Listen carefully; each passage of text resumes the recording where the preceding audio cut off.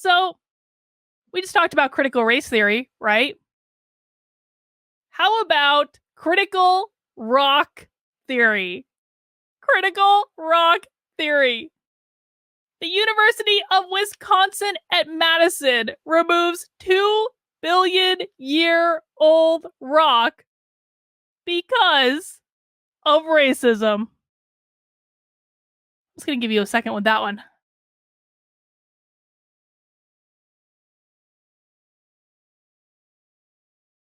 Yeah.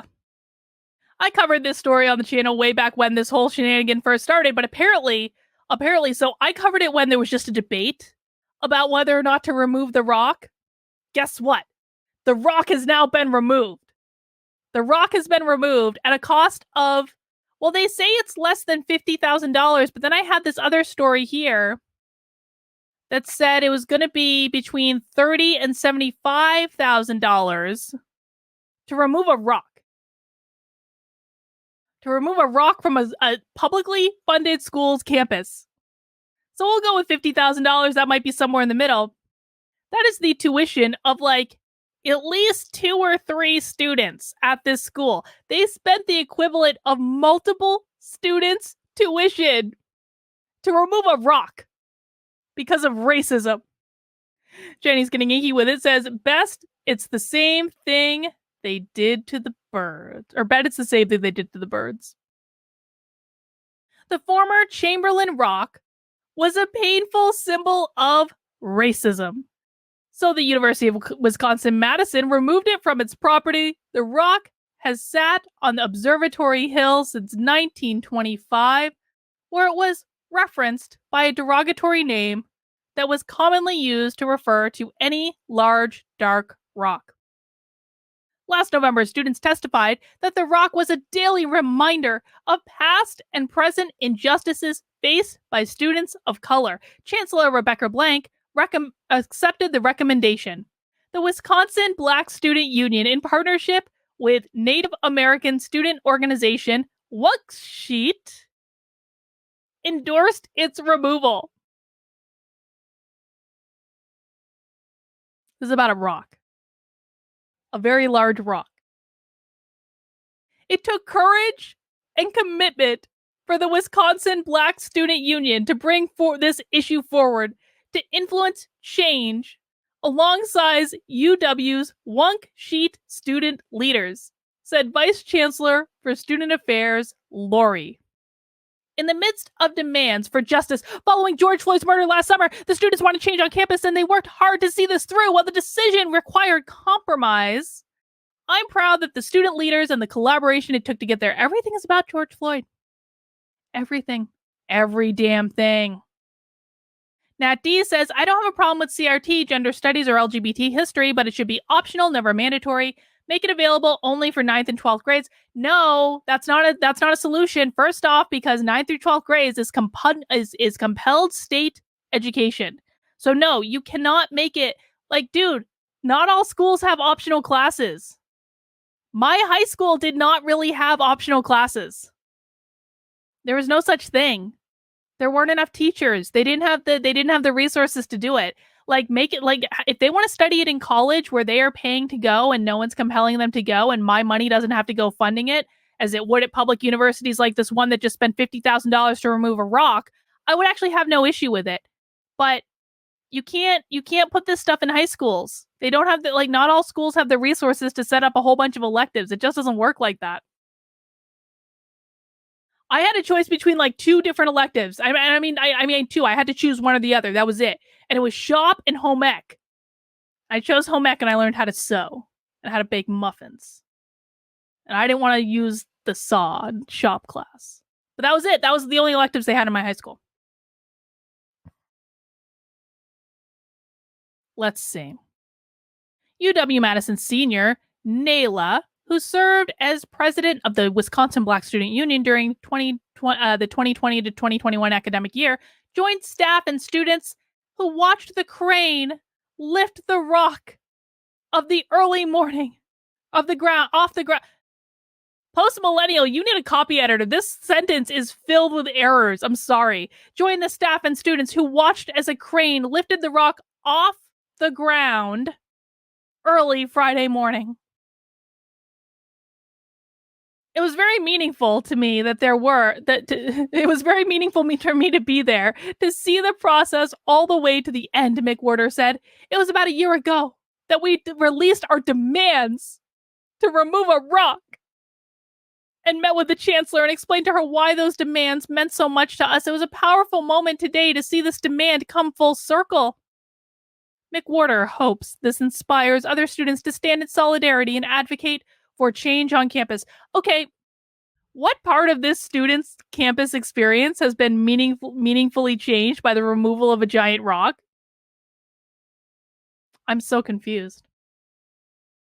I see this as offering the next generation of students something to build off of.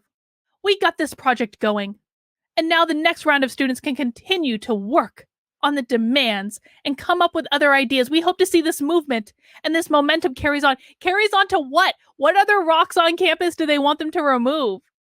Are there other rocks that are problematic? The rock, dated nearly 2 billion years old, is a rare example of a Precambrian era glacial. I don't know what that word is. It was a monument in honor of Thomas Chamberlain, a geologist who served as the president of the university from 1887 to 1892. I'm sure he was a white man and is therefore a racist. The plaque honoring Chamberlain was also removed from the rock, which will no longer be referred to by this name. Instead, it will be known as a glacial era. A new plaque honoring Chamberlain will be placed in Chamberlain Hall. Well, I guess the guy at least got a building named after him. I guess that's something. UW-Madison historians cannot find evidence that the racist term attached to the rock in 1925 newspaper article was used in any capacity by the university, but they note that the KKK, was a pervasive presence in the Madison area in the early part of the late century. People of color were often mocked in minstrel shows at campus facilities and campus satirical periodicals. And the fact that that doesn't happen anymore is an exact sign of effing progress. Hanging from the long strats attached to the cane, the rock hovered a couple feet above the ground. The rock was then moved to university-owned land. The rock was moved to another piece of university-owned land.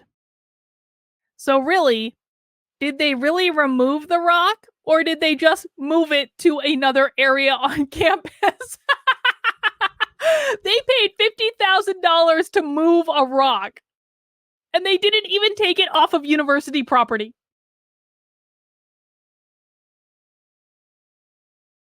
Can we just think about that for a second?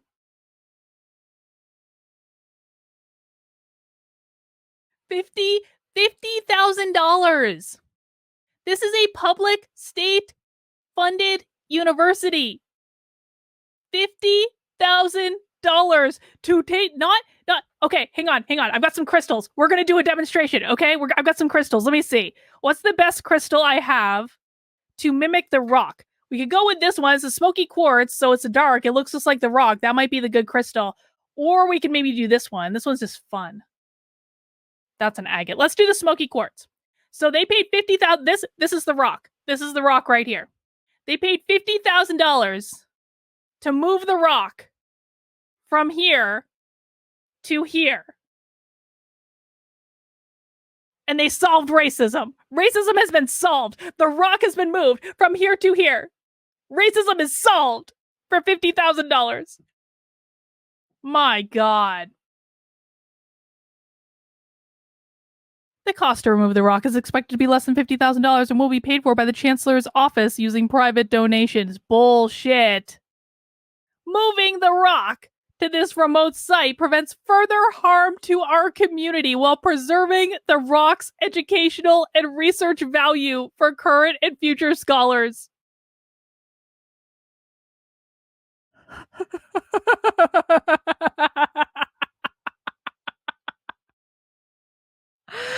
I'm gonna read that again. This is like gold. This is gold. Moving the rock to this remote site prevents, move it. God dang it. It's Sunday. I can't even speak today. They deported the rock. Holy shit. Yes. Nowhere. They deported the rock.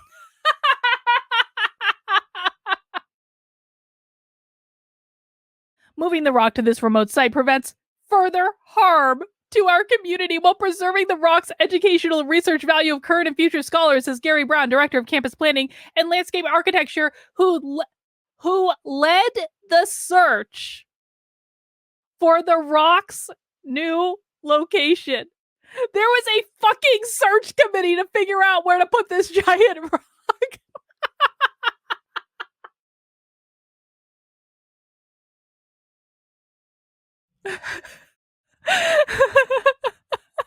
He led the search for the rock's new location.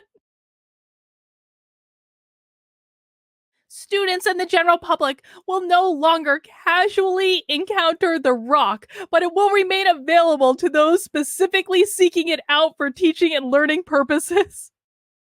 Wow. Jenny's getting inky with his head. Would have made more sense to use the money for a scholarship for a minority. You're not wrong.